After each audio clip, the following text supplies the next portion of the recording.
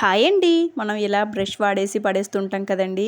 ఇలా వేడి చేసుకొని, ఇలా కట్ చేసుకొని, దీన్ని ఇలా అతికించుకుంటే ఇలా తయారవుతుందండి. ఇప్పుడు ఈ బ్రష్ మనం చూడండి, ఇలా మనకి విండోస్ మూలలంట దుమ్ము ఉండిపోతూ ఉంటుంది కదండీ. దీంతో ఈజీగా క్లీన్ చేసుకోవచ్చండి.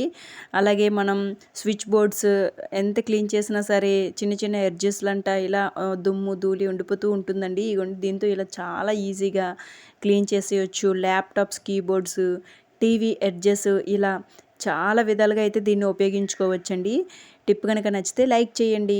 ఇంకొక టిప్ అయితే చూసేద్దామండి. ఇలా అద్దాలు ఉంటాయి కదండీ మనం చూసుకునేవి. ఇవి ఎప్పుడు కొంచెం జిడ్డుగా మరకలుగా ఉంటూ ఉంటాయి కదండీ. కొత్త అద్దంలా కనిపించాలంటే మీరు ఏ టూత్ పేస్ట్ అయితే యూజ్ చేస్తారో దాన్ని ఇలా వేసుకొని ఇలా క్లాత్తో క్లీన్గా తుడుచుకుంటే మరలా కొత్త అద్దంలా తయారవుతుందండి. వీడియో నచ్చితే లైక్ చేయండి. టిప్ యూజ్ఫుల్ అనిపిస్తే నా ఛానల్ ఫాలో అవ్వండి. Thanks for watching. Thank you. Bye bye.